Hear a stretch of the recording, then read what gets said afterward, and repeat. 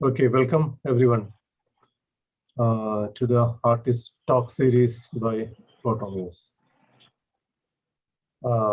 Respected advisors, honorable patrons of Photomuse, life members, and all others who are present here, and of course our chief guest and speaker, Mr. Len Metcalf. All of you are welcome, and I'm very glad that we have Len here to talk about his landscape work and especially trees. As you know, Len Metcalf is a very prominent photographer in Australia, and he has exhibited internationally, and he has been a teacher and academician for several years. So I invite Len to begin his presentation. Thank you. Thank you. I've got a lovely, deep, low voice this evening because I have a little bit of a bug in my throat. So you'll have to excuse me if I take a sip of tea in the middle of my talk. So I thank you in advance for your patience. Also, I'll stop with plenty of time to have a discussion at the end. So if you can please remember your questions and really dive into them after I finish speaking, that would be appreciated. And I really love to talk at the end and answer very specific questions. So please do. I wasn't too sure what to talk to you tonight about, but I decided to talk to you about a very, very deep passion of mine. And I do have an incredibly deep love of trees. And I do have an incredibly deep love for photography as an art form and printing your work. And I want you just to look here and imagine this as a print on paper, and I've even signed it and it's on a wall. And I am not a professional photographer. I don't make a living out of selling prints or galleries or photographing weddings. I'm an artist, and I work incredibly hard as an artist. And I make my living out of teaching photography. And I just put this one here to remind me to tell you that. And I do want to go back to when I was a young man. Here I am, 18 years of age. So that's 40 years ago. And I'm taking a photograph here with actually a cardboard box, a film box with a pinhole and a paper negative of myself at art school. And I raced off to art school as a very young man, wanting to study painting and drawing. My passions were very much about drawing and painting, but my teachers didn't do so well at encouraging me to paint and draw. In fact, the experience was so negative, I started to fail drawing. I quickly opted out of painting, and I turned very quickly to photography because my photography teachers actually encouraged me and supported me. And this lesson in learning from my teachers and their attitudes to the way that I learned have shaped me for the rest of my life. And when I'm educating, I love to keep a very supportive and encouraging environment. And these are some of the photographs that I took at art school when I was 19, 20 years of age. And I got very excited by large format cameras. And this photo here was part of my final portfolio at the end of the year to graduate. I graduated with straight distinctions and I won awards, and I was a bit of a hero in the photography department. And to take this photograph, I carried my camera in a waterproof box with a wetsuit, and I swam down this river for 3 days, camping by the edges of the river. And I took only 10 sheets of film over those 3 days, and I photographed a portfolio with those 10 sheets of film. And having such a negative time at art school, I ended up having a hiatus. Do you know, I downed tools, and I didn't pick them up until about 10 years later when I was in the Middle East. And I was actually a university lecturer teaching people how to teach for a Bachelor of Education in Adult Vocational Education. And while I was teaching, I had to teach photography. And I was an expert in how to teach people at that time in my life. And I loved it. And, you know, and when I picked up the camera at this particular time, I so fell in love with it, I never put it down again. And I actually flew to New York just to buy the camera of my dreams, the only place in the world I could actually hold it in my hands and fiddle with one off over the counter before I was working. And this is some of the work that I was doing when I first picked up the camera. And I was obsessed, really, really obsessed, running around with a large format camera, taking these color transparencies. And it took me a long time, but it slowly started to dawn on me that actually my work is better in monochrome. And when you look at these and you actually forget about the shock of green, you will notice I'm actually a monochromatic photographer, and I seem to photograph so well and so beautifully in monochrome. And this wasn't something that just jumped out of me instantly. It's something that crept up on me over time and through analysis and looking at my work and studying it and trying to figure out how it was that I liked to work. And you see, I shot all different types of films and cameras, medium format. This is with a Bronica on one of my holidays. And you can also see, I loved shooting transparency film. But something really happens about the colors. And I was about to open a gallery in the Blue Mountains. And one of my friends said, "Len, you should put some black and whites in there, mate."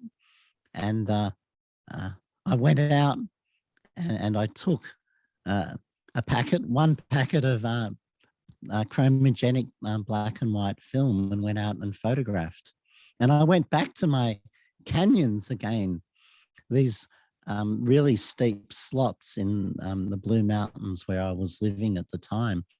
And to get to this one, you walk downhill for a few hours and then swim up a river for another couple of hours in a wetsuit, your camera in a waterproof box, crawl through. And of course, I only took 4 sheets of film, and this is one of the 4 photographs I took on that particular day. And I used this to open my art gallery.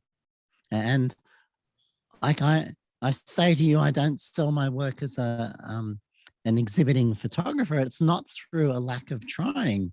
I blew my first house on trying to have a gallery, and I mortgaged it and spent all my money trying to sell my art as a photographer in a gallery. Now, it actually went quite well. The only problem is sitting in a gallery trying to sell your work stops you taking photographs. And that really didn't work for me. And we'd have these incredibly beautiful misty days, days like this where I absolutely loved to go out and photograph with my large camera. And I was stuck in a gallery waiting for people to come who never turned up on wet, misty days because they were too scared to leave the house. Anyway, The finances ran out and I gave up. But you might notice as we're looking here that there is quite a strong theme in my work. And you'll notice my love of trees. And here I'm traveling around Australia. This is in Catherine, in Central Australia, up in Northern Territory. A really hot sunny day, and in the shadows, I find this incredible root system growing into the rock. These photographs are 20, 25 years ago. I took these all on film. I processed them. I built my own darkroom, and I worked very, very hard on these works. In fact, this very one here, it's actually the first time I had a subject moving in my photograph. The grass was blowing in the wind, and I can remember being upset. And this photograph, I got very upset as well because I had my head under the dark hood, under the dark cloth, and I could hear a rustling at my feet. And I looked down, and it was a snake. And I carefully stood still till it moved away. And then I got a stick and I chased it as far away as possible before I went back to my camera to photograph these 3 butterflies on this beautiful wall. These are like my flying ducks, something that you might see in a European home made out of clay. And I talked earlier about me being an artist and going to art school. I actually had a minor at art school, and my minor was printmaking, lithography to be exact. And I spent the other parts of my art school time actually in a printing studio. And here, this is a handmade photogravure that I've made. And this is an etching press where you make them. And this is one of my passions, is actually printing my photographs as photogravures. I've done copper plate photogravure in the incredibly old-fashioned and traditional manner. And I've also done the modern solar plate ones with polymer plates and made many, many prints. And here is one of the courses that I actually went on to learn polymer plate printing. And you can see here in the foreground my work. These are all photogravures from my large format camera taken with film and then printed onto etchings and working that way. Many years later, I picked up my 3rd or 4th digital camera. Do you know, I bought them and I never bonded with them. Came along and it had a live view, which meant that I could turn it to monochrome and actually see my image on the back of the camera. And fascinatingly, when I go back and look at those original photographs, I turned it to square. I turned it to monochrome and I turned it to sepia, and I started working in sepia. And there's one other thing that happened that hadn't happened with a digital camera before. I bought a manual lens for it, a fixed focus, a fixed focal length, a prime lens. And I started shooting with a prime lens on a digital camera. And this photo was taken on the 2nd day with that lens. And something happened. Something just clicked inside me. It was like I suddenly found my home. I really love working in square, in sepia, in monochrome. And I pursued it absolutely relentlessly. Here, this one's in England when I was an invited guest for the On Landscape Meeting of the Minds conference in the Lakes District, and we ran a workshop. I was there. And what a beautiful time. This photograph is in Scotland. Fascinating. Absolutely fascinating. Here, this one's in Scotland too. I have to stop and think back as to why did I fall in love with an electronic viewfinder camera and a manual lens? And the answer is simplicity. I could actually look through the viewfinder and actually see what you're seeing here. And this was a huge revelation to me, and so enjoyable. No longer was I imagining my monochrome photographs in my mind, squinting my eyes and trying to visualize them. I just turned on the camera and I could see what I was doing. And I absolutely loved this process. I had, before this time, had really enjoyed printing my work digitally. I don't do very well in the darkroom. I've printed my Cibachromes, my transparencies with Cibachromes. I've printed with R4. I've done platinum and palladium prints, hand prints, and dark rooms give me headaches and make me quite ill. And one day I started scanning my photographs and printing them digitally. And when I married that up many years later with actually shooting digitally, I found myself with quite a beautiful workflow. And so this workflow has stuck with me for many, many years. One where I love to work with one lens. Yes, I own many lenses, but I end up with one on my camera and I work with it. I love to work with a nifty 50, a nifty 50 prime, a manual prime, not one for autofocus. I like to do it myself. And if I miss focus, Len, it's your problem, not the camera's.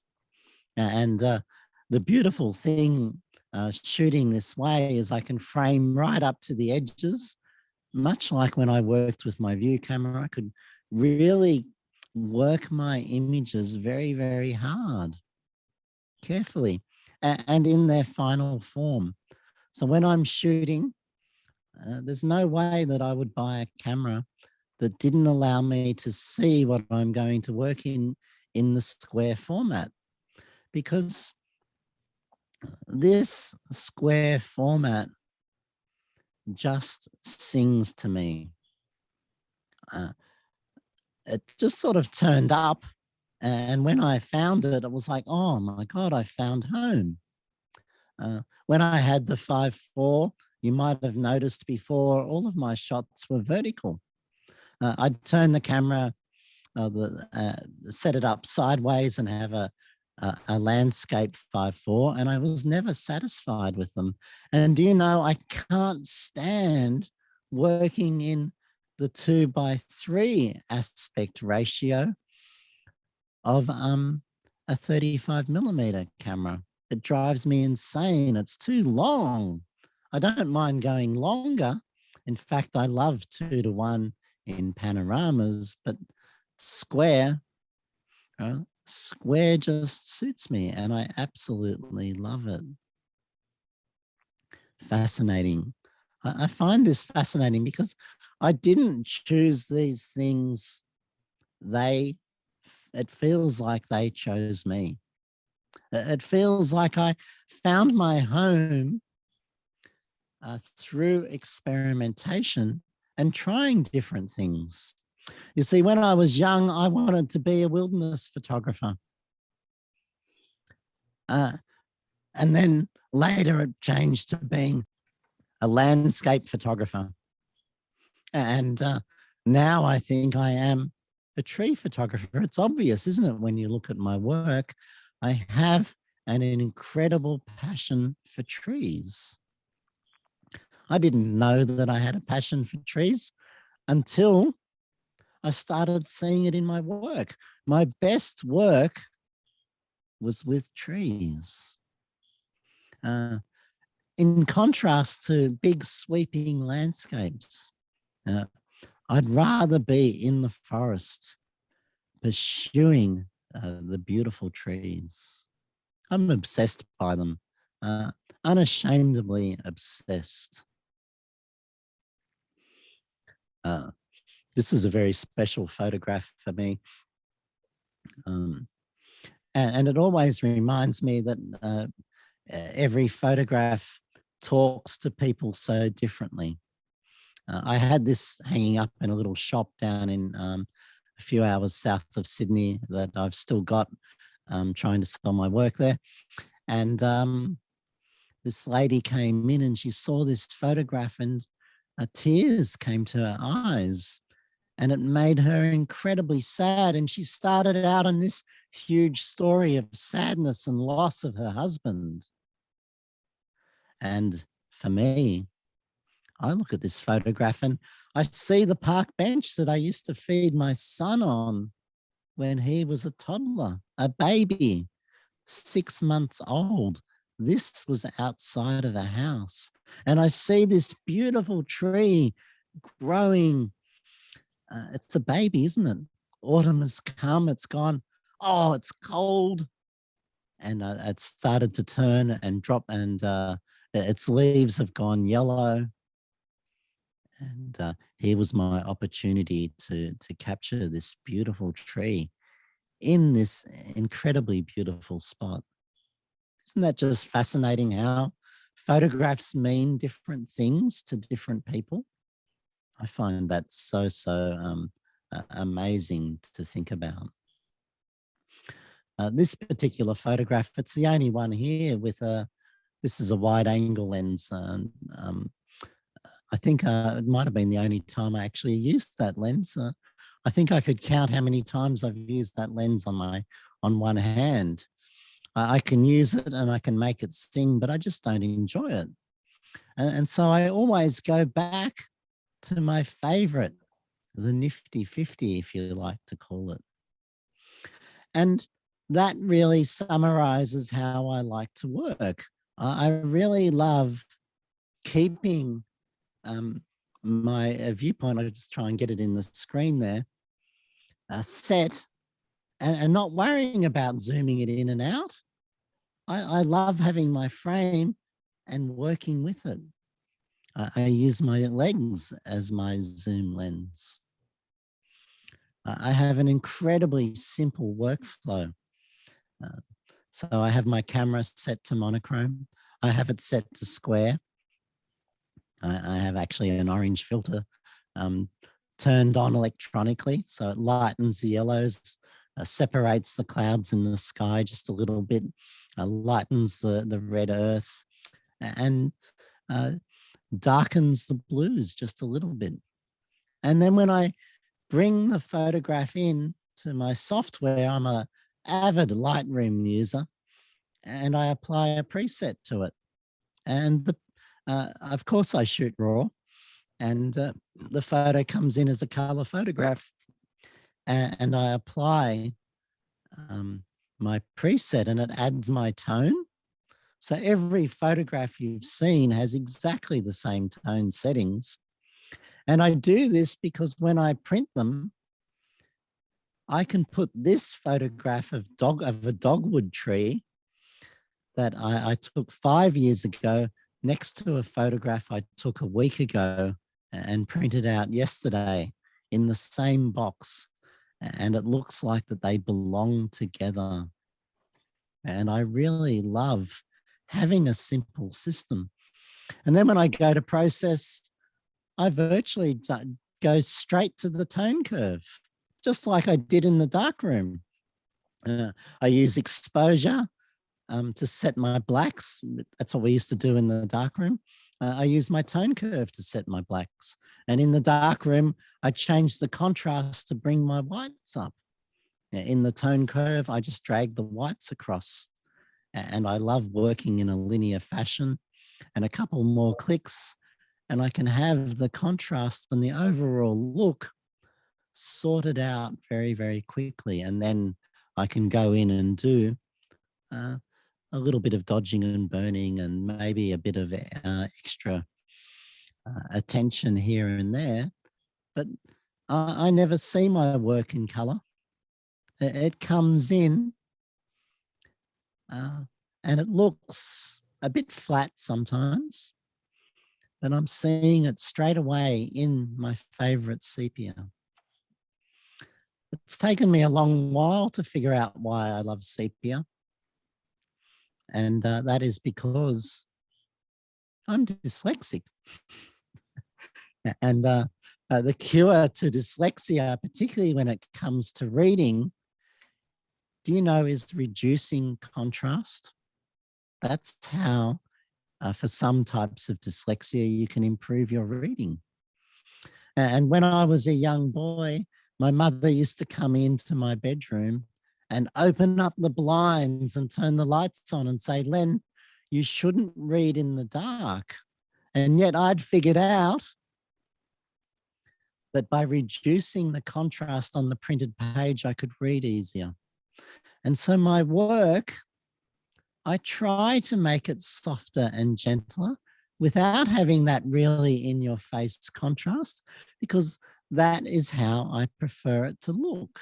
I'd rather look at this than one of those really incredibly strong, punchy black and white photographs that people seem to make, the ones that often win competitions.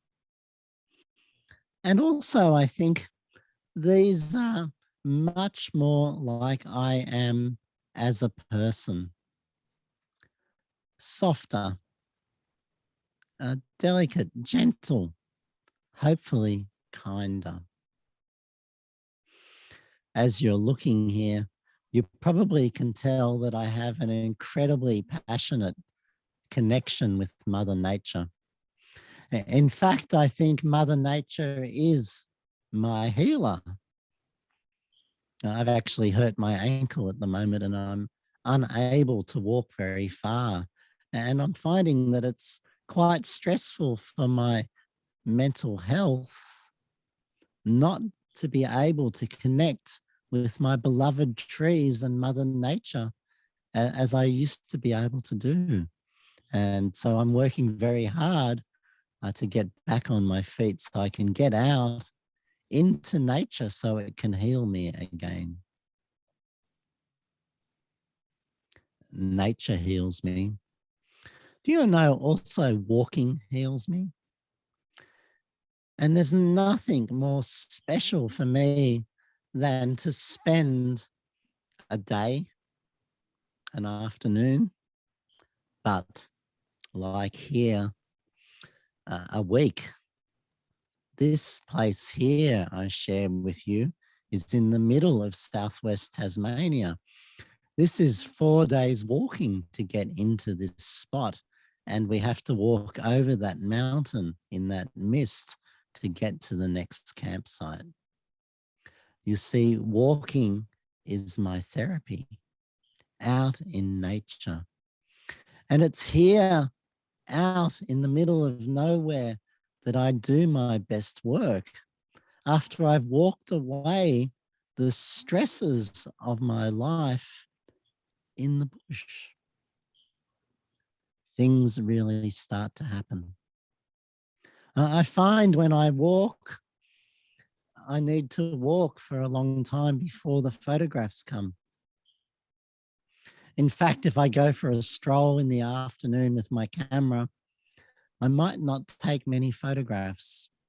But when I go somewhere very special and I walk for a few days to get there, the photographs start to flow.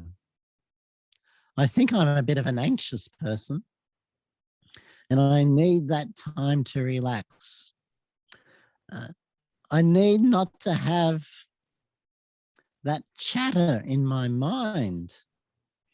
I need to be able to feel my photographs rather than thinking them out. I learnt a long time ago that trying to visualize my photographs actually doesn't work. I can figure out where to stand and where to place the objects, but I need to do it physically there. I had this brilliant idea, and I've shown you a few canyon photographs, and my idea was to photograph the canyons and to make a calendar with 12 months in it of these beautiful canyons. And I sat down, I knew the canyons so well because I'd been in them for many, many years. I could actually draw each of the photographs out of my imagination. And then I spent 5 to 8 years searching for these imaginary photographs that didn't exist. I was better off just keeping the idea loose and actually exploring it, seeing where it took me. And I've learned that the better I am connected with myself and the place that I'm photographing, the better my work becomes. I've stopped over the years and looked at my work and allowed it to teach me.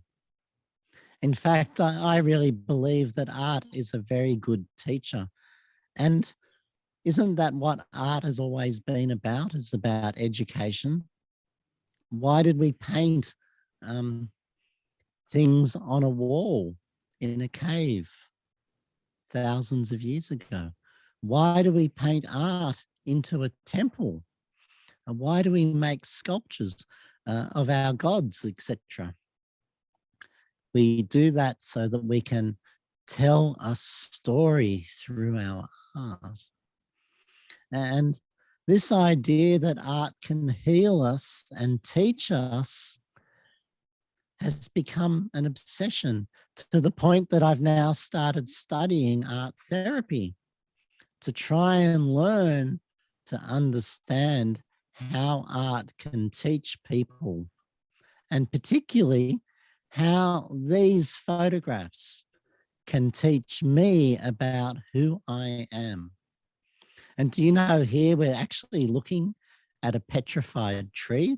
This tree has been under those sand dunes for thousands of years, and is actually almost stone. Beautiful. Absolutely beautiful.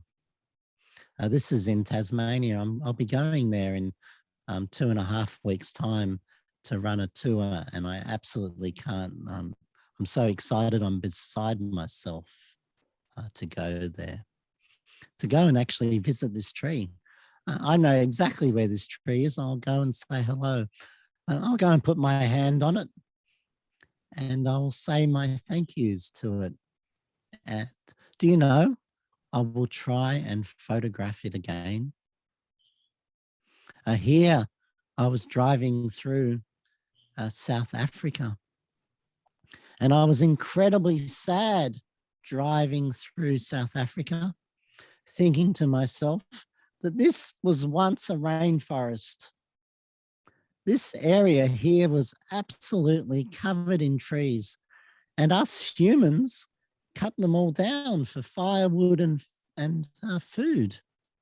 And we grazed our animals on there, and look at it now. We stripped it bare and created a desert. And just thinking about that made me sad. When I think that trees could be chopped out of the world, I actually start to feel like this. I get so upset when I think about the plight of our world with climate change and how quickly we chop down our trees. to build roads and more houses. Places like the beautiful Amazon uh, uh, are just getting chewed up, and the timber. This is a bit like your fingernails getting scratched down a blackboard and that terrible noise in your ears. Terrible, isn't it? Trees are my muse. I learned that because my best photographs on reflection were about my trees. And when I turned to abstraction, quite recently, in fact, maybe in the last 8 years, I've started exploring abstract photography like this. It wasn't until I turned my camera to the trees and started abstracting them that something suddenly clicked. It's like, oh, this is the point of me playing with this abstraction. To make photographs about how I feel about the plight of our trees. In fact, when I took this very photograph and I looked at it later, I was blown away. So excited about this incredibly beautiful photograph. And I didn't know why. I called it ink. Actually, it was black and white at first, and I had to think long and hard about whether it was going to become sepia, and eventually, of course, it did, because sepia always wins, because I prefer that softer look, don't I? I've already explained that to you. And so as I study it, I have to try and unpack, why do I really like it? It illustrates quite clearly how I feel about the chopping down of trees. This became an incredible point of departure, a moment where I could start a new project. And this is a way that I've learned to work over many, many years, is on projects. And today I'm going to show you multiple projects that I've been working on. And I've already shown you a whole bunch of my beautiful trees, quite straight monochrome photographs. And this here, this is another whole series of trees. And at the moment I call them touche trees. And a touche is an ink that we use in lithography. We also use it in etching. It's a really, really greasy black ink. We use touche ink because water, it's really greasy, and the principle of oil and water don't mix is how a lithography plate works and how we print a lithography. I named it that when I realized that these photographs, these very photographs here, reminded me of what I was doing at art school in the printing studio, not in the photography studio, but in the printing studio. And in the drawing studio, I wanted to do drawings like this. This is exactly what I would want to draw, with a paintbrush dipped in ink, much like Japanese ink wash paintings. And yet here it is as a photograph. I got so excited about this. And so this has become an incredibly important project for me. One, it brings in my love for abstract photography. It ties it in with my love of trees, but it takes me back to printmaking, to drawing, to etching.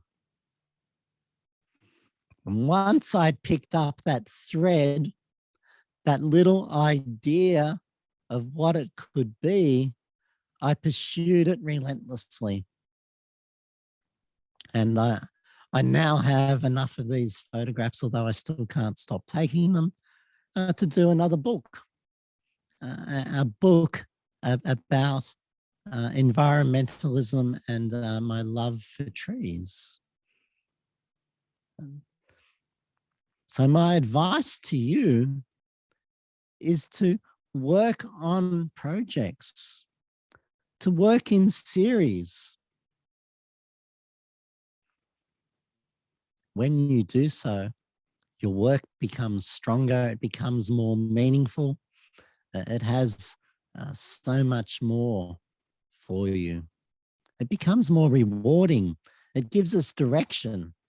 And if you're not sure how to do that, we just start with a diptych.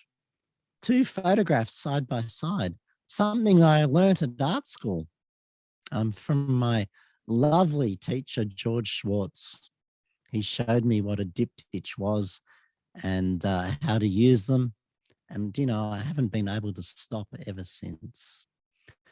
But, occasionally you do a photograph like this one, and it reminds me of an etching.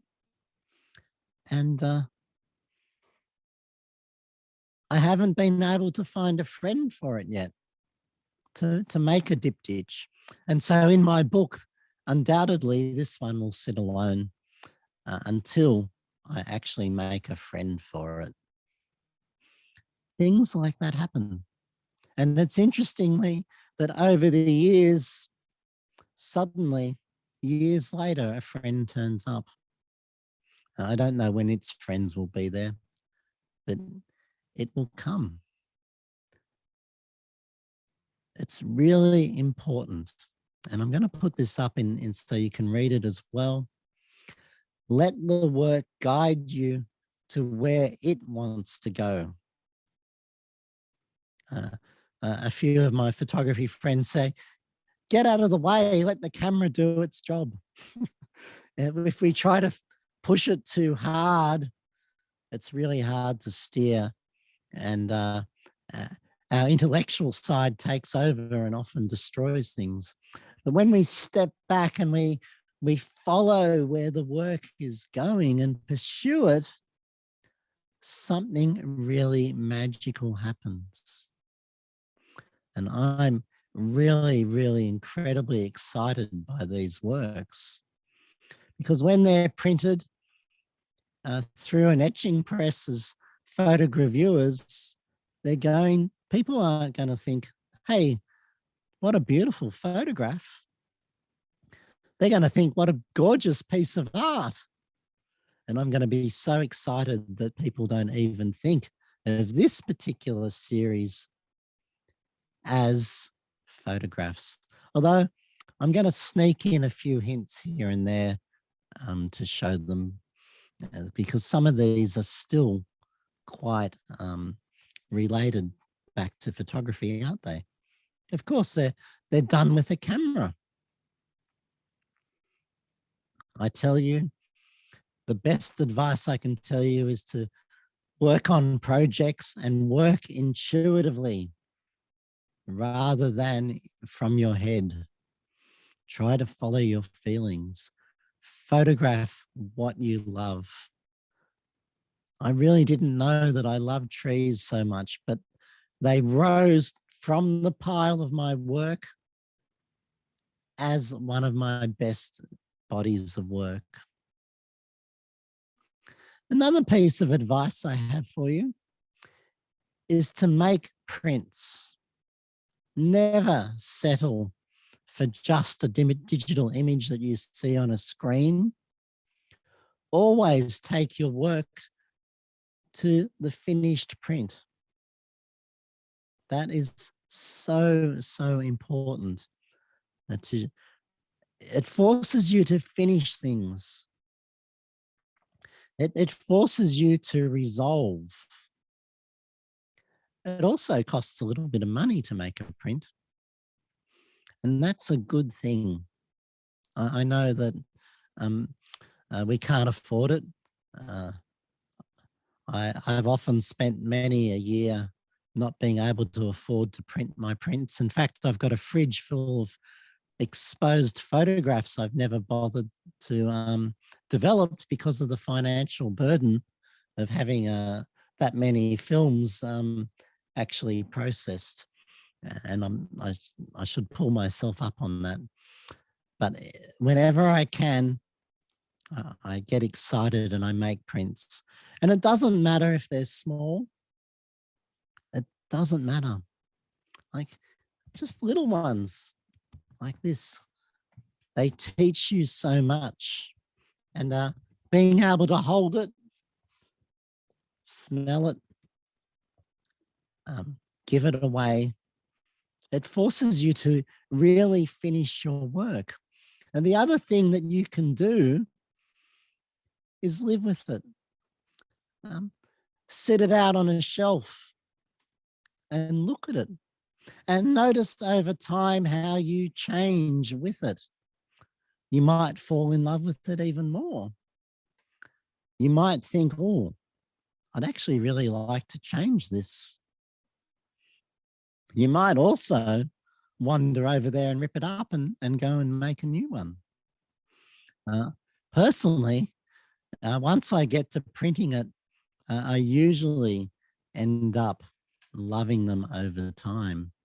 And it is such an incredibly precious thing to do, to make these precious objects and bring them in. So as you're looking at these abstract trees that I never knew or planned that was going to happen, I'm really thinking about what it would be like to never see a tree again in my life, how distressing that would be, how upset I would be.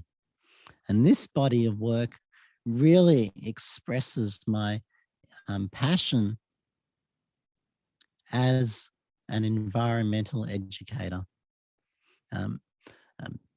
Nature heals me. And so this is my way of trying to show to the world, hey, stop this. You know, climate change is real. We need to act upon it today. Otherwise, it's going to be a very, very different world. Very, very different. Like this photograph, I can imagine myself with a palette knife dragging the touche ink down through the lithographic plate with scratches.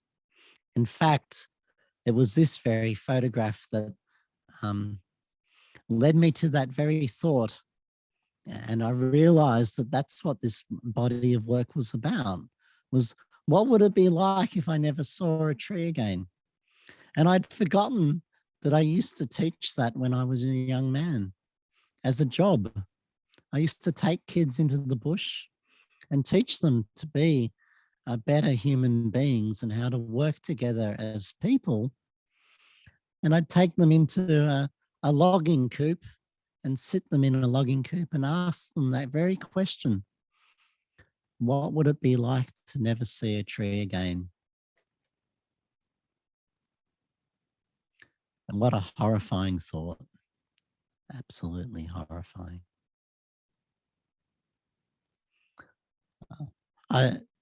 I'm so excited to show you these because this is the project I work on tomorrow. I'm actually handwriting the words to go with this with a pen dipped in ink, like a pen quill to go in this particular book. It takes me years to actually get a book out. And a book of trees is probably another year away, and this one might take me another 2 years to do. And I'm actually working on a book of flowers at the moment that's about to be published.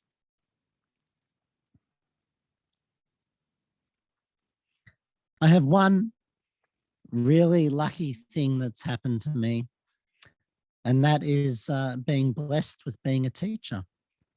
blessed with being an art teacher, in fact, because, do you know, I learn from my students. It's not meant to work that way, is it? I'm meant to teach them. And of course I do. And I devote my life to helping them learn and making them better photographers. And I'm more than happy to show them what I do and teach them how to do these things. But by being immersed in photography and talking about it all the time and spending so much time analyzing and discussing about how photographs work and reflecting on that, it improves my very, very work. What an incredible gift that is, to be able to learn from my students. If you want to really become good at something, teach it. You have to step back and analyze what you're doing to be able to teach it. You have to become really good at explaining it. You have to become conscious of what you do. And in doing so, you become stronger. So I think I've improved more as a photographer through the act of being an educator in photography than all the years I studied at art school. All the years in art school. Now, just the next section has a few naked photos, but if you're going to be upset with nudes, please forgive me and don't look too much. But I started mixing my nudes with my trees. Actually, we exhibited a series of my nudes at Photo Muse a few years ago, didn't we, Uni? It was a lovely exhibition. And I think you've still got them there. You can see them there. And when I combine different loves together, I now have another series that I work on, just like those abstract trees I was just showing you of. This particular one is light painted. So I set the camera up on a tripod, pose the model, set the exposure for half a minute or a minute, and I get my torch and I carefully shine it on the figure and on the tree until I get my exposure.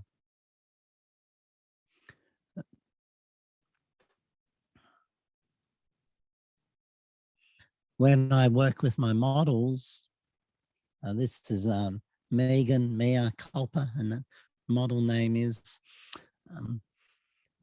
I talk about how special trees are for me and what they mean to us as humans and how important they are for my own sanity, how I talk to them. I know they don't listen, but it's my little ceremony to celebrate their special way of being. And so when she goes to pose and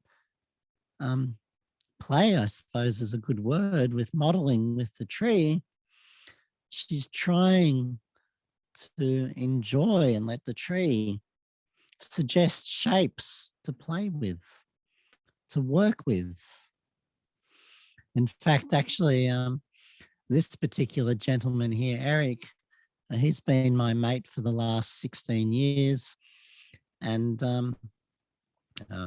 he loves to model for me. And through years and years and years of practice with Eric, I was able to get better at photographing with the naked human figure. And he's now in his 70s and he's still modeling for me and He's even got a huge scar up the front of his chest where they cut him open to put work on his heart, and he displays that very proudly. This particular photograph I took about 10 to 12 years ago, I think. Playing with my trees. Art can teach you. One of the beautiful things to do is to make books. I think this is a really gorgeous thing to do.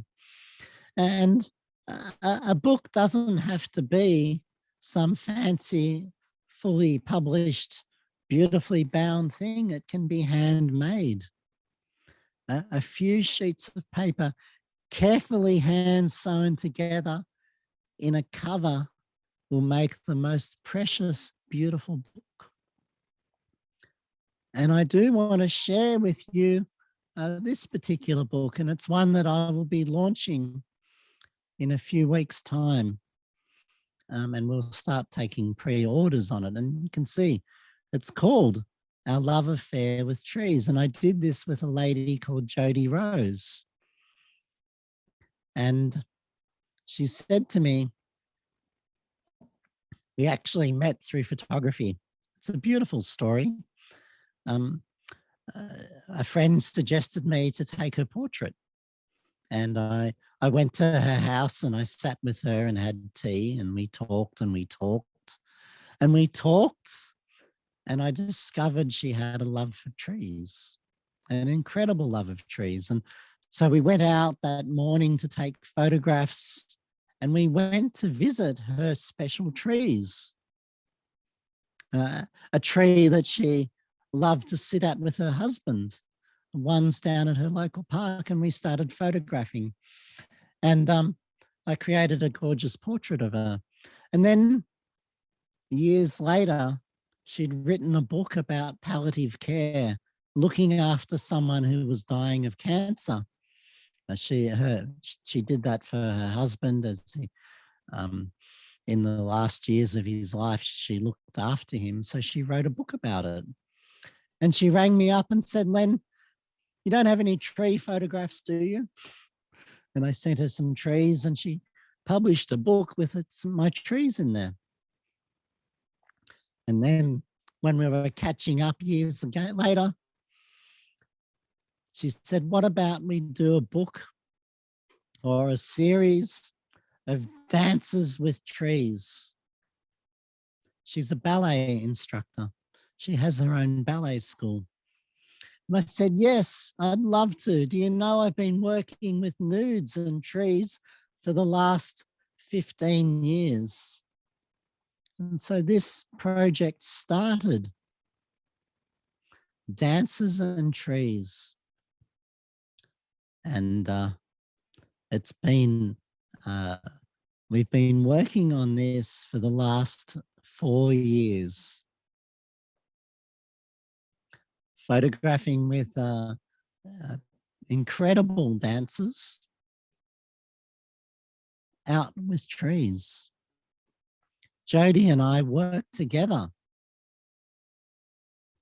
She knows how a ballet dancer should look, how they should pose.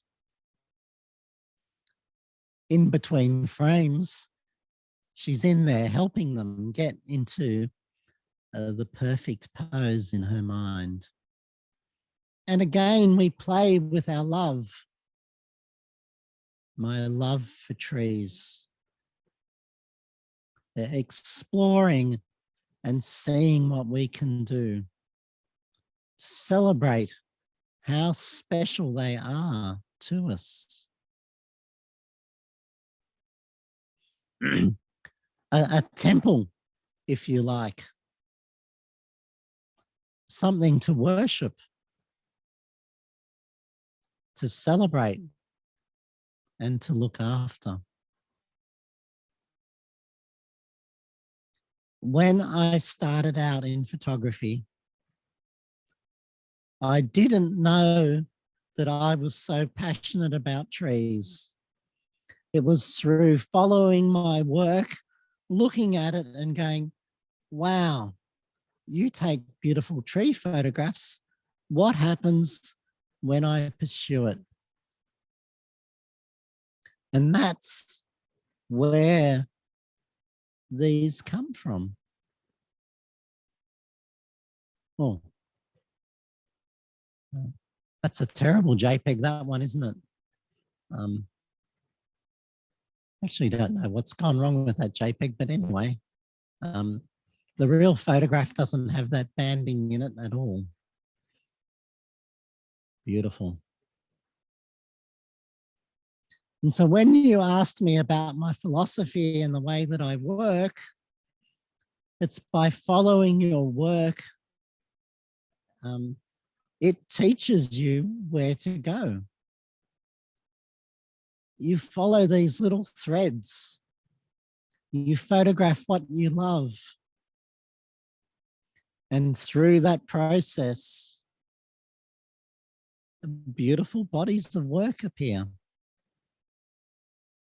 I do recommend that you name your projects and you play with the names. My beautiful Touche Trees, I don't think that book's going to be called Touche Trees, but I use that name to remind me about the printmaking and the ink side of making them. This book here was called Dances with Trees. And we used that as a working title as we worked and created these photographs. And then as we brought it together, we then changed the title to something that actually expressed what we were feeling about the work. So these are about our love affair with trees. We have a music group here for children, and it's called the Wiggles, and they all get dressed up with different coloured uniforms. And this particular lady here, she used to be the yellow Wiggle, and here she's quite famous and the most lovely, lovely person to photograph and to work with.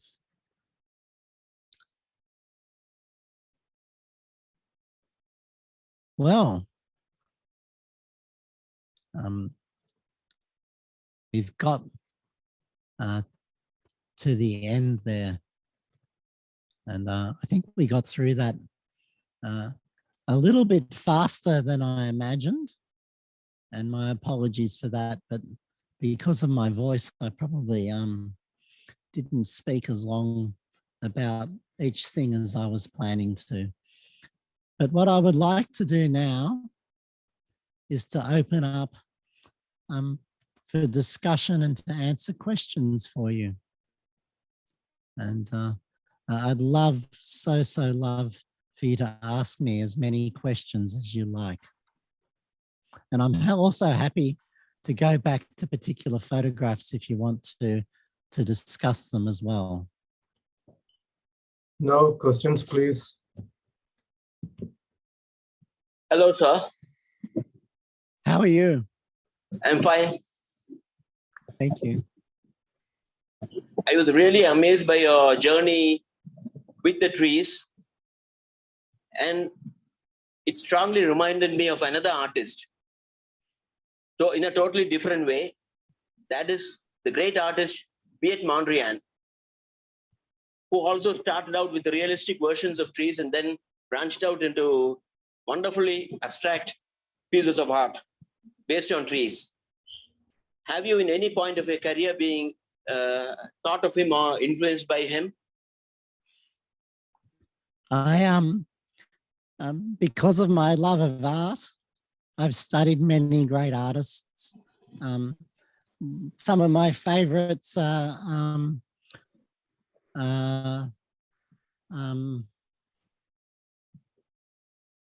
oh, my head's not working so well at the moment.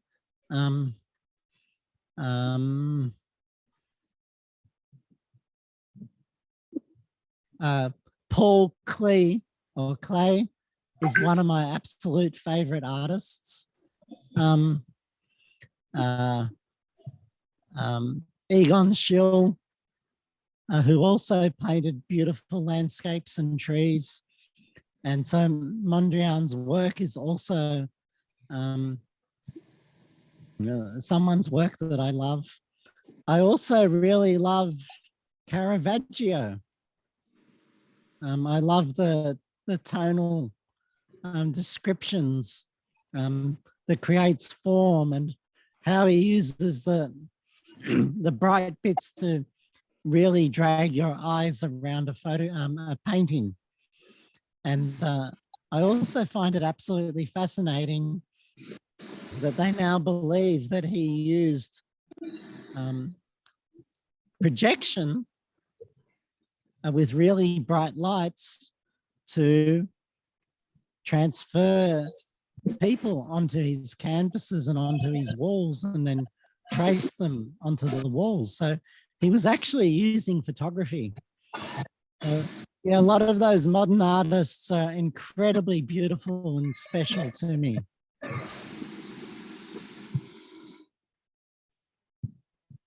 But I'm going to go and have another look now that you mentioned his work. Thank you, sir. Thank you. It's a pleasure. Hello, Len. Years ago, you organized an exhibition called Speaking for the Trees. You remember that? Yes. Can you speak a few words about that show? Because you've had so many international artists and including Herb. And I think that was a very good program that you organized in Australia and elsewhere. So are you in touch with other artists of that group? Oh, well, there's two of you sitting here right now, yourself and Herb, Tim Parkin and Mark Littlejohn from the UK are very dear friends and whose work that I absolutely adore. And yes, I'm still in touch with all of those people. And curating an exhibition is incredible fun. And if I do it too in my head, it gets really hard. What I have to do is think about what would I really like to show? Which ones am I really pulled to? And really construct an exhibition around that sort of approach. And I've really enjoyed being a curator. Also, it brings me closer to other photographers. And I make really beautiful friendships from doing that process. I had that show in the Blue Mountains in the national park it's in the World Heritage area in the Blue Mountains, and it's a very, very beautiful spot. And we had it up there for a month, and it was absolutely a gorgeous exhibition. Okay, thank you. And some of those prints are already in the PhotoMuse collection right now. It's an honor. And I'm so thankful. Sharafuddin, please. Yes, sir.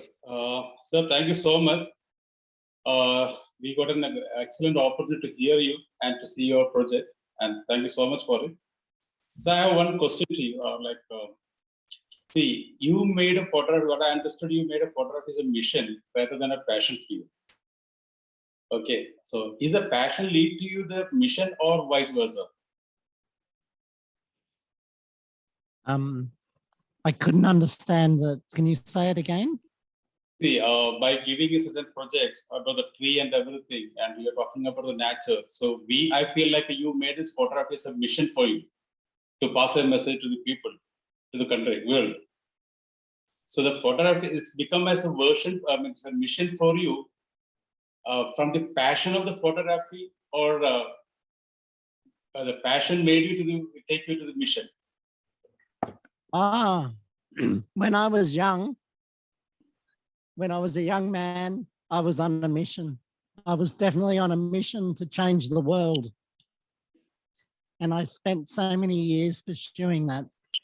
And now that I'm not a young man anymore, I'm more self-indulgent, and I'm much more happier to make photographs that make me smile and giggle and laugh.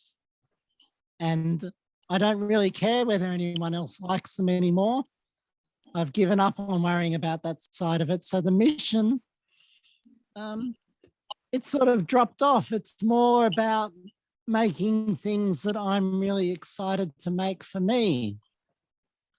And yet I won't give up on telling people what I think either. So I want to keep sharing those ideas, but they don't have to be in your face so much. They can be more delicately put, I suppose.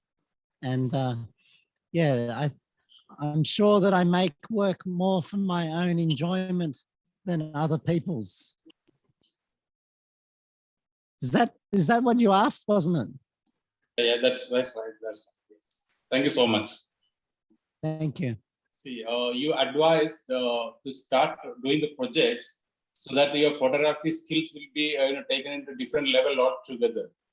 Yes. So my question is that you started working on the projects after getting complete catch hold on the photography, or you started the projects as the part of learning? I was always taught at art school in particular, which wasn't the beginning of my love of photography. I learned photography from my father. So I started as a young boy. And when I was very young, I just photographed my passions and I didn't question it. When I was a young man, I mean, you know, a 13-year-old boy, I used to collect spiders and keep them as pets. So I photographed that.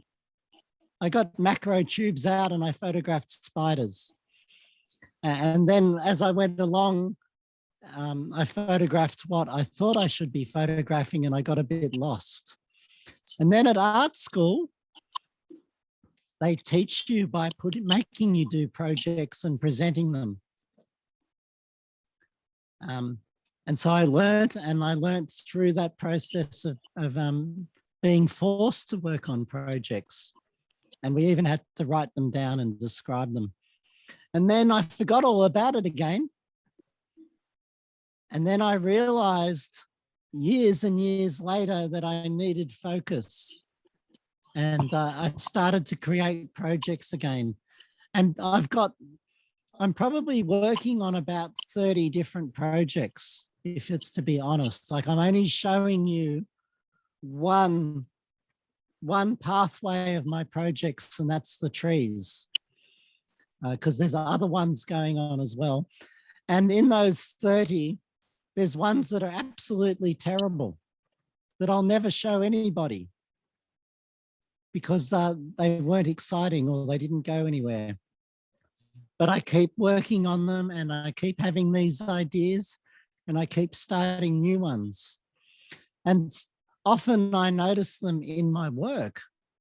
And I'll give you an example of this. One of my projects is called, and I like to name them because it helps me put them in the box together.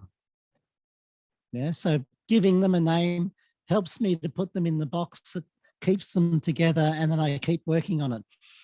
And I noticed when I was photographing at the ocean, I like to photograph one rock in the middle of the ocean. Just one, not 3 or 5, or, you know, a pathway through them, but just one. And once I noticed that, I started printing them out and I stuck them up on the wall. And I went, oh my God, this is a series. This is actually a very good series. In fact, if I work on this for the rest of my life, I'll probably have a book on these. And so then I started telling people and I started working on the name and I eventually named it and I called it Monumental Monoliths. And so that project just appeared out of my work and I noticed it and then I grabbed onto it and then I started to steer down it. in that sense.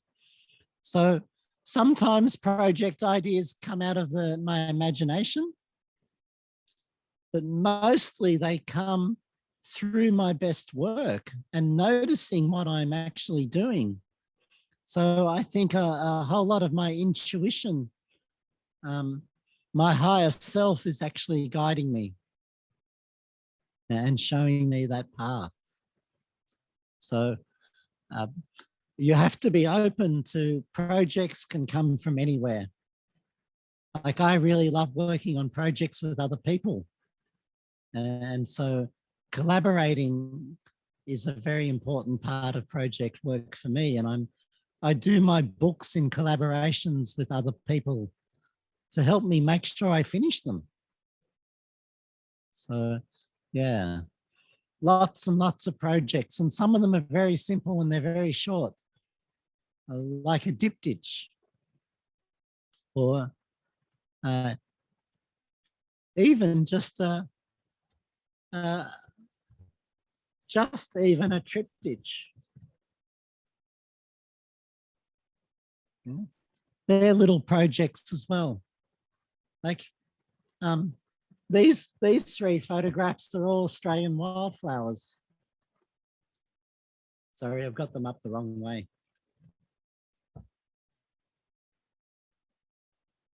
Anyway, that doesn't matter too much.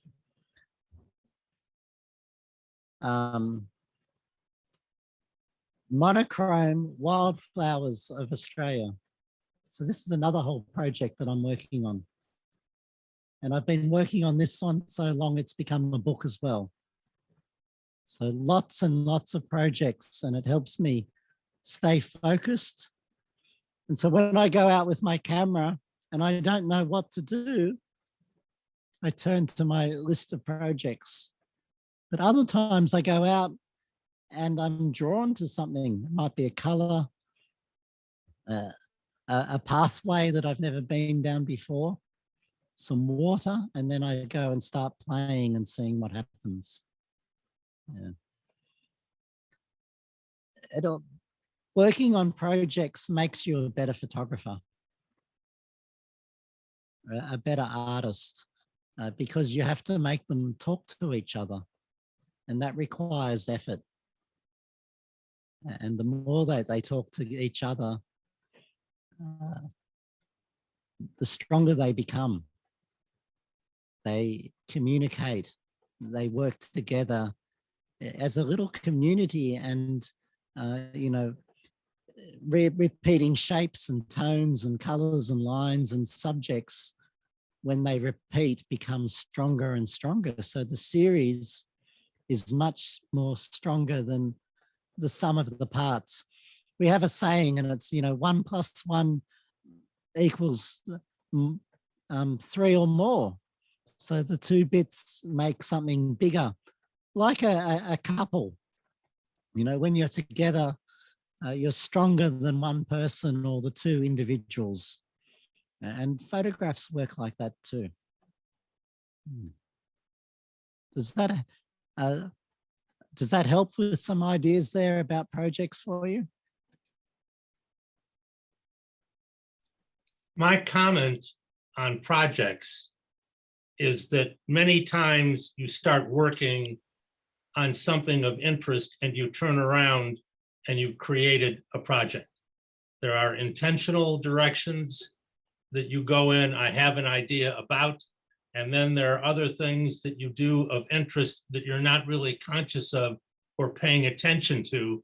And all of a sudden you turn around and you say, my God, I've been working on this kind of a section for a month or a year, and all of a sudden there's something there. And I find that kind of surprise very fulfilling, to be able to look back and say, wow, there's really something that I was totally unconscious of that I was doing on a productive basis. Exactly how I work, Herb. Sometimes it's conscious and other times it's and I discover them, and other times it's like, yes, this is what it's going to be. Yeah, very much so. The Dances and Trees was, we dreamed it up and then went and did it. abstract trees just happened through exploring. Yeah, thank you, Herb. That's a great way to explain that. Hey there, Len. Hello. Hi, just wanted to ask you something here.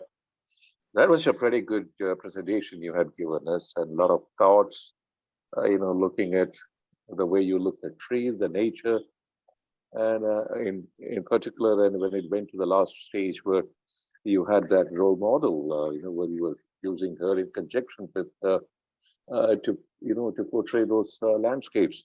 Let me ask you this: Australia is a continent where it's also going through a whole lot of environmental issues. To what extent, or how do you look at yourself, or how are you doing it already in the social sector, or kind of taking the message across? I'm sure the youngsters in over there too are maybe more obsessed with something else and not with nature. And so that it's a quite valid subject, quite something which we got to look at it. So what is happening in Australia, and what is, as a photographer, how do you take it down to that social level, and how do you take the message across? Thank you, Mr. Rajesh. That's an interesting question. And when I was young, I decided that art wasn't a very good medium for passing on this message. So I went and worked with children directly, and I used to take them out into the bush and do what we call outdoor education programs. And I ended up with a company doing it, and I had 70 staff working for me. And over a 10-year period, I've probably indirectly taken 50,000 children out into the bush and said, hey, you need to look after the environment. And so I took that on very personally and deeply, and pursued it as a young man. And later in life, I became more self-indulgent. And nowadays, I make my art very much for me, about the issues that are important to me. And every time I have an opportunity to show them or to share them, I always talk about those things to the people. And so they've become a tool to do that. So just recently, I was asked to open the Royal Photographic Society's annual general meeting in London. And I did a big talk about the Tarkine in Tasmania, which is a Gondwana land wilderness area, and one that's very, very close to my heart. And I go there regularly to photograph it. And it's gazetted to be logged and mined. So it's the largest rainforest left in Australia, and yet it's going to be cut down. And so when I had a few thousand people in England listening to me, I told them all about the story of the mine and these trees being chopped down. And so I try to use my art to share that and to illustrate how beautiful it is. And it would be an absolute dream of mine that if my art ever made a difference to other people, I would be so excited. But I also think that the people that like my art are already environmentalists. They already love the trees. And I don't really know how much good that it's doing, but I do notice that it helps people with their mental health, that they really enjoy looking at the works and just being with them, because it takes them their imagination off into those beautiful places and reminds them of their connection with Mother Nature. And so every one of the books that I'm working on in the words is also a very strong and very, very clear environmental message. So if someone picks it up because they love the photo of the tree, when they read it, they also get the environmental message. But being an old person, I'm really tired of environmental battles, and I get very upset that we haven't been doing so well. And I'm really pleased that the younger generation is so vocal about it on my behalf. And of course, I'll never stop fighting for them, but it's also watching so much destruction over a lifetime is heartbreaking. Thanks, mate. You come from a unique continent, you know, that's so unique, and which is, it can say only it has it, Australia. And thank you very much for giving me your thoughts on it. And yes, one day, you know, for sure, maybe we will catch up there. If I get to come there for the Great Barrier Reef, you know, something. But a country which is so much of, yep, please go ahead. Oh, no, it's an incredibly diverse country. We have mountains, we have deserts, we have rainforests, we have sand dunes. It's absolutely huge. Comparatively, there's no people here. You know, you compare the population of India to Australia, we're just a tiny speck in terms of population. And so it's an incredibly lucky place to visit. And yes, of course, you have my invitation to visit me when you come. And if you ever want to study with me, please do. I run workshops. I teach through video. I teach remotely. I mentor people, and educating photographers is my life. Thanks, so, Len. yes, We'll I be in look forward touch. to meeting you one day. Okay, buddy. I will do, mate. We'll catch up. Thank you. Okay. Hello. Hello. Len, good evening. This is Ranjit from Cochin. How are you? Fine, thank you. How are you? Good, thank you. Once I had been to New South Wales, that is in 2012. Yes. I was there, stayed for 22 days. Oh, wonderful. So, I hope yeah, you enjoyed it. I roamed in Narrabeen Lake, Lagoon, and the Narrabeen Beach. I would like to ask something about you have an inclination for sepia. Could you please explain it? Why you have captured in sepia instead of in colors or in monochrome? Okay, so let's just break that into two parts. So the first part is monochrome. Yep. Monochrome abstracts the world because not many of us see in monochrome. We see in color, don't we? And we see these beautiful colors.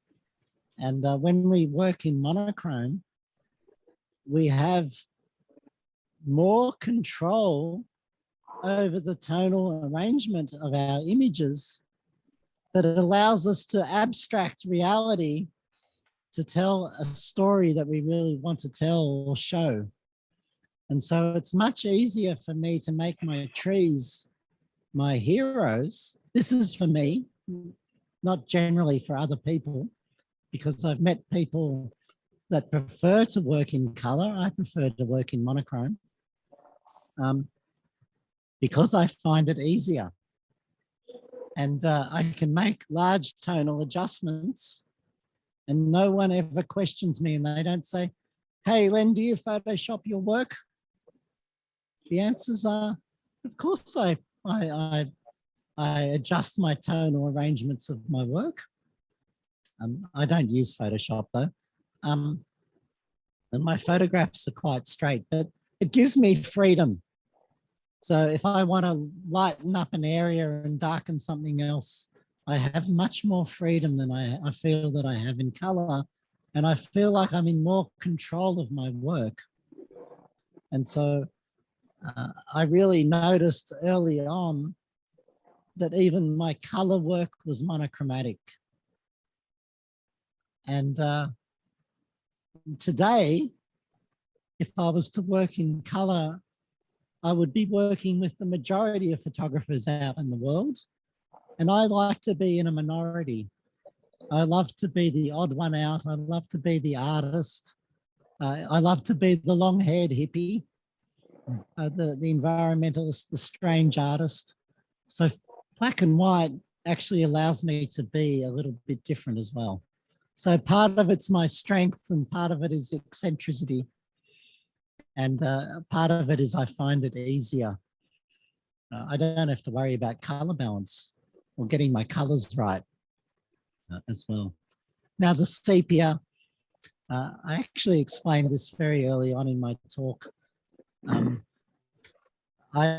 dyslexic and I find high contrast distracting, really, really distracting. And my eyes just race around the white bits and I don't see very well the photographs. And it almost makes me dizzy. And I print my sepia photographs on cream paper so that they're low contrast, so that they're delicate and softer. And I have a painting in my house that I did when I was 17 years old as a boy in watercolors. And it is in sepia and it's a painting of leaves of a tree on the ground. And it's taken me my whole life to work out that I was right when I was a young boy.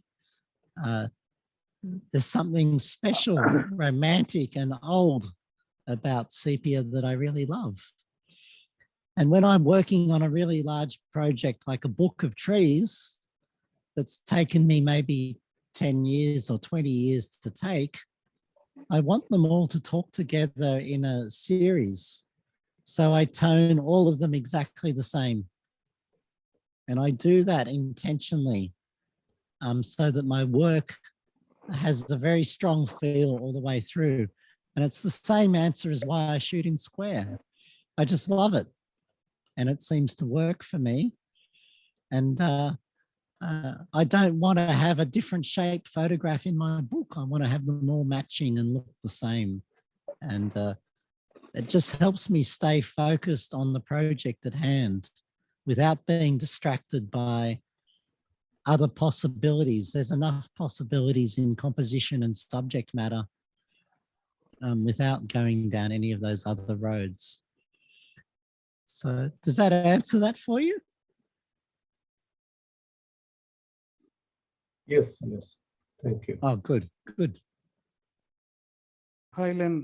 Prashant here. One question related to that. I was browsing through your website and I saw you have converted some of the monochrome photographs to colorized versions using artificial intelligence, right? So would like to know, like, did AI surpassed an artist's expectation in colorizing that image? Because you have seen both, right? You have actually seen the landscape. Also, you did see the colorized version. So what is your thought process on that?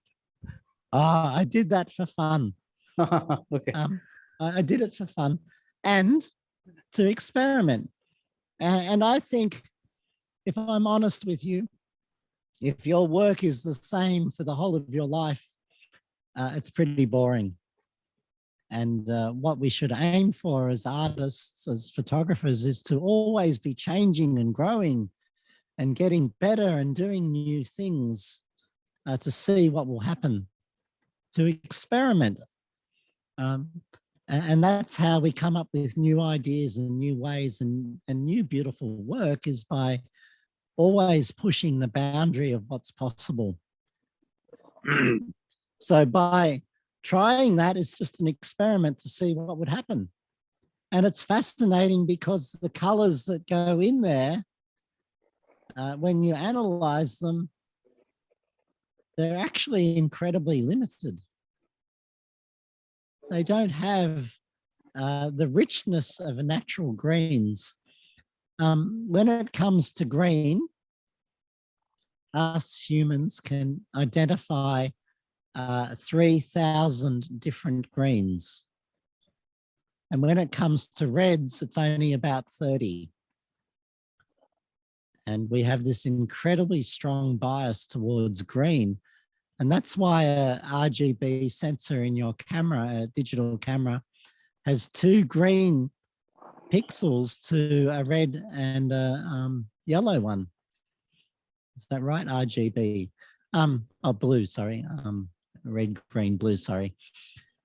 That's to try and make up for this incredible difference in greens. And so when I look at those photographs that I did for fun, the greens are terrible. It didn't look like that at all. But I think artificial intelligence is making,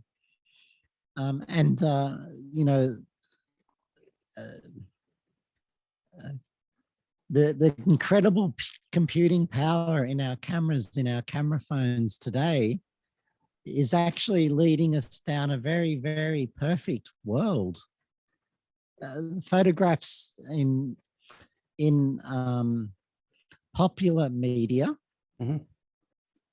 are overworked and perfect.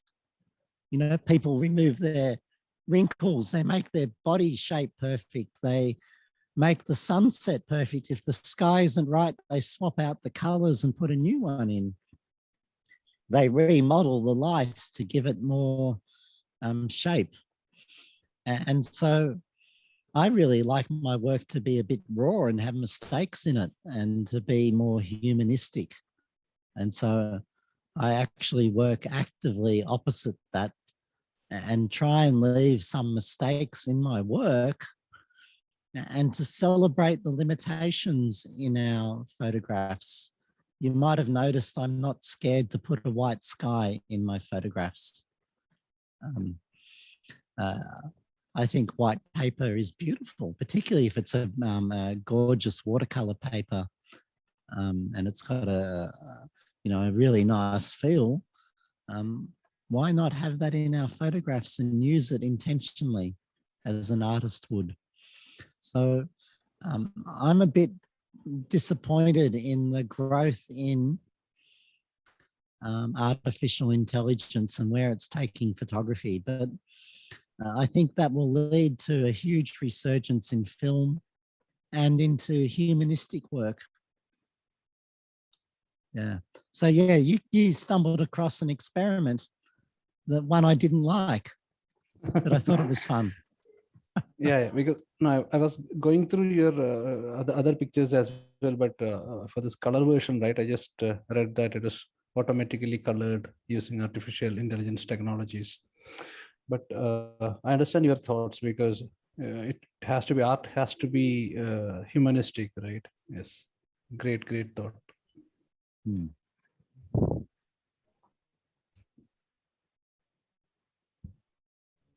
Thank you. It's a pleasure, absolute pleasure. Great question. Hello, it's me, Hello. Hariharan, with another question. Of course, please.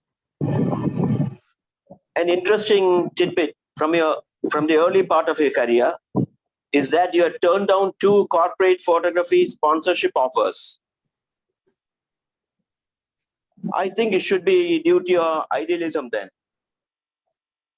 But in India, it makes very interesting reading, because a serious practitioner of any art here is at the total mercy of the corporates or corporate-run galleries.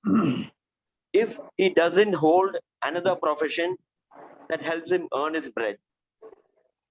So I would like to know how you financed yourself without corporate help till you became an eminent name in the arena of photography. What were your sources of income? I spent every single cent that I own on photography and pursuing my art, and I lost everything that I had, and I've had to build up everything myself. And I've had I'm sitting in front of an ESO monitor, and I got that on the cheap, on the proviso that I tell people how good they are. And it's terrible. You're exactly right. You become a slave to them. And I bought 2 of them. And I have, the other one's not here, but it just sits next to me here. And do you know, when I put a photograph on both of them, these are the most expensive and best color monitors that you can get. I shouldn't say this too loud. I can see the difference between the 2 monitors. And yet they're supposed to be perfect. So, and because I actually got it cheaply, I then have to tell people how wonderful it is.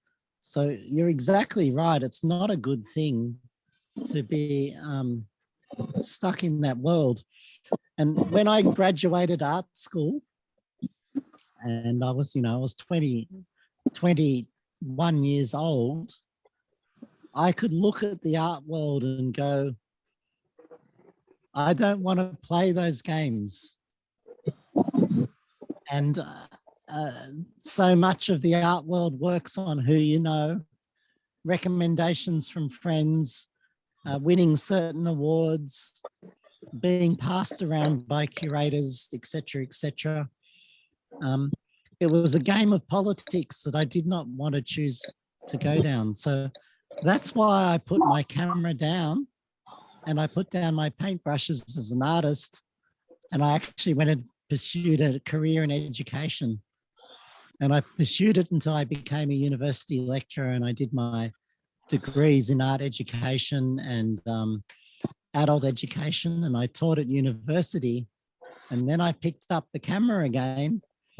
And from then on, I self-funded myself. And I spent lots of money and I didn't get very far. And do you know when my life really turned around? It was when I combined education and photography together that I started to suddenly make a name for myself, because everything was in alignment. It was like, this is who I was meant to be. And when I just tried to be a photographer, I really missed people and teaching people. And I didn't understand that or even think that I could put the 2 of them together. But as soon as I put them together, my life started to change. And today, teaching photography funds my photography habit. And I self-publish my own books. I promote myself through emails, through giving talks to people and sharing my knowledge. I never keep a secret from anyone. I share really freely, and people respect that. And then they enjoy my work because I'm so generous.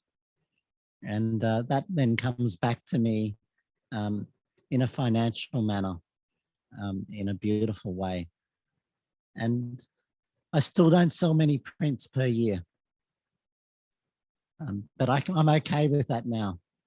And if I have an exhibition, I don't even bother going to the big galleries. I go down to a gallery that I can hire myself and put whatever I want on the wall and just invite my friends and fans to come and visit. It's probably not a good business model, but I really enjoy the freedom that that gives me. So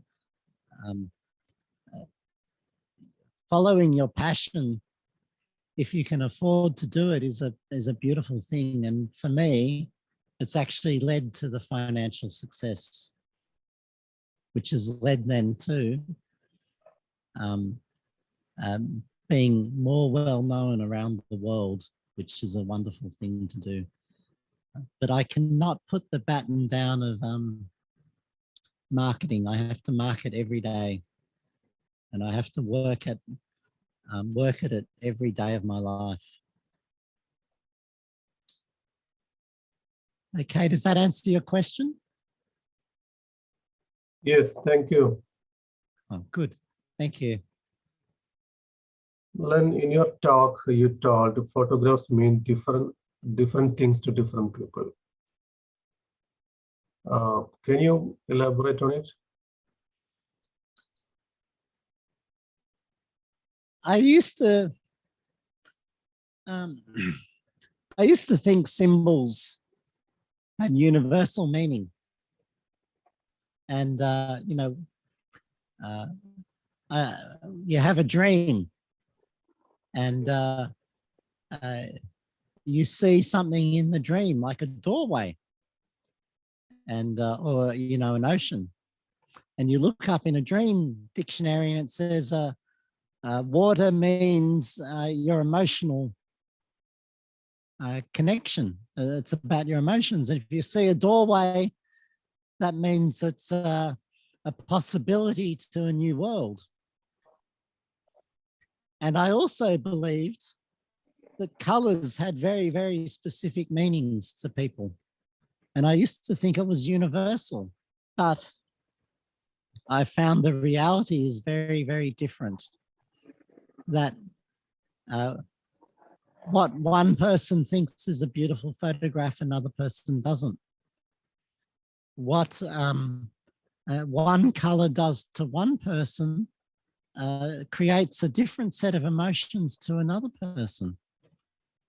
That things mean different things to different people. We also have cultural variations based on how we were educated.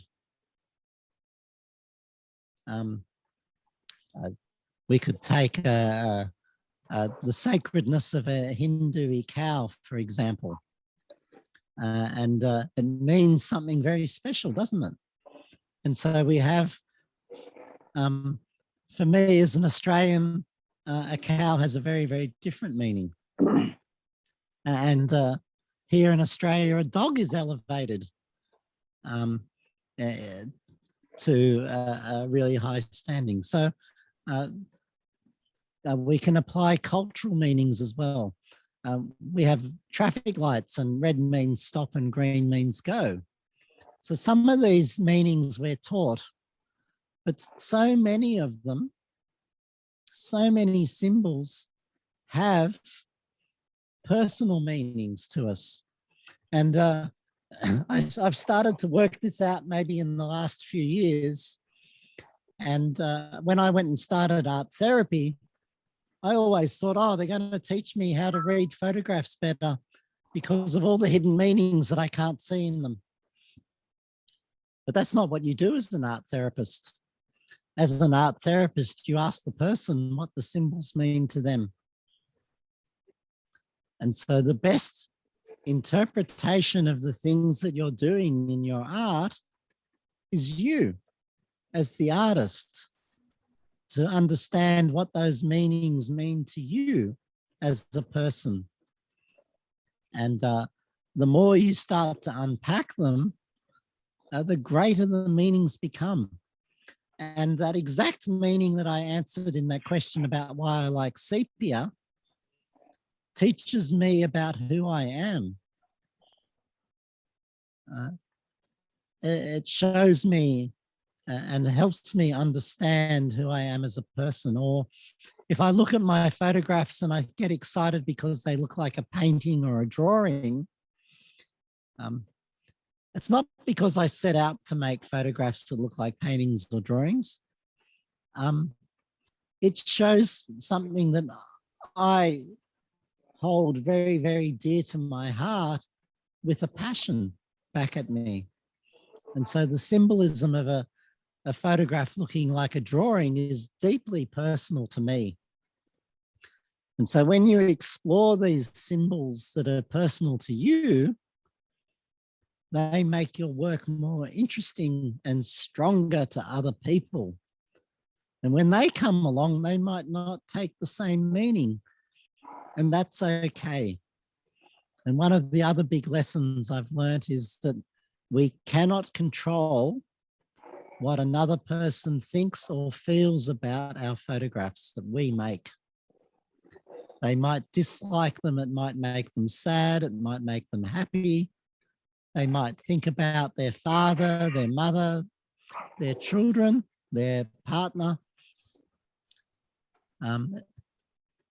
they might hate it, they might love it, and everyone has a very, very different reading.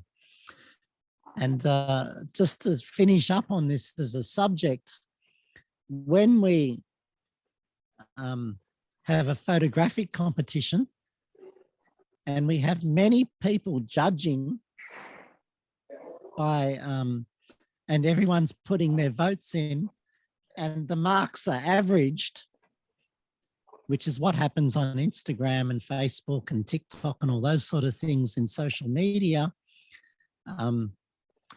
mediocrity rises, and really unique, beautiful creativity starts to fail, because someone that is incredibly brilliant and unique might only appeal to some people.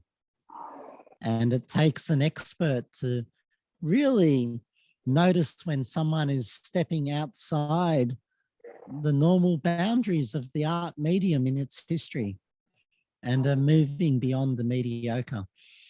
So it's a really, really big issue about how artworks mean different things to different people. If we were to look in the history books in the world of art, the most famous paintings have been chosen not because they're the best, but because they were held by the most famous art galleries in the world. It's a sad truth to the matter. So be really, really careful about that. And I think it's something worth thinking about. And I wish I understood that when I was younger, because I thought I was communicating much more clearly than I actually turned out to be doing with my work. And in the end, I've ended up in a deeply personal work, understanding my work personally in that way.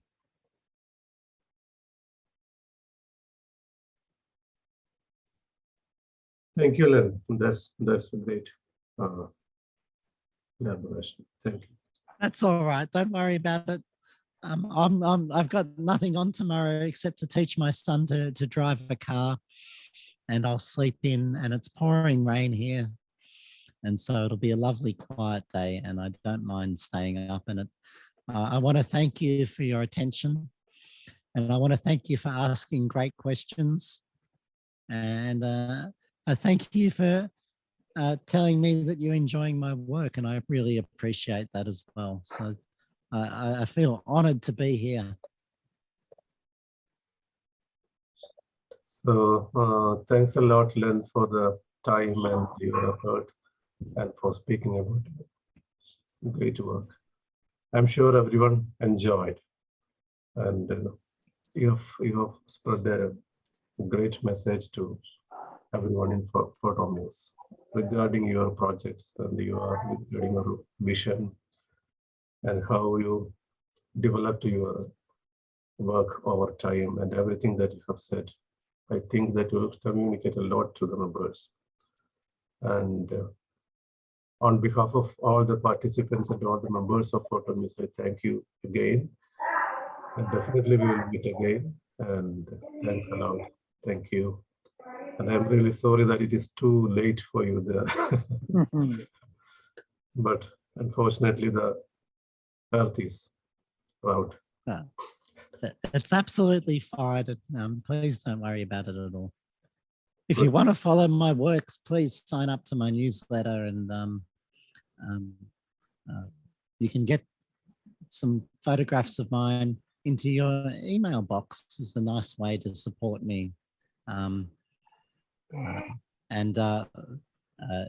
hear more about what I'm up to in the future. So thank you very much for this evening, and I appreciate being invited, and I appreciate you listening to me talk and share my work. So thank you and good night. Good night. Len, you have a YouTube channel there? No, not yet. Okay, I have seen some of your talk on YouTube, but I don't think you have a channel there. Yeah, it wasn't mine, but it is me. Other people record them and put them up there. And I've got my own repository of videos. I've got about 150 hours of videos on my website that are for subscribers. And so it helps pay for my wages and stuff. Yeah, that's learnmix.com, right? I also have a podcast, and it's called A Creative Affair. And if you want to listen to me talk, that's a really lovely place to listen more about my about creativity and the creative process. Thank you. So I invite all of you to his website. So take your time and visit his website. Sure. So thank you. Thank you. Thank Lord. you. I will just A good stop sleep. Bye. sharing. I mean, Okay.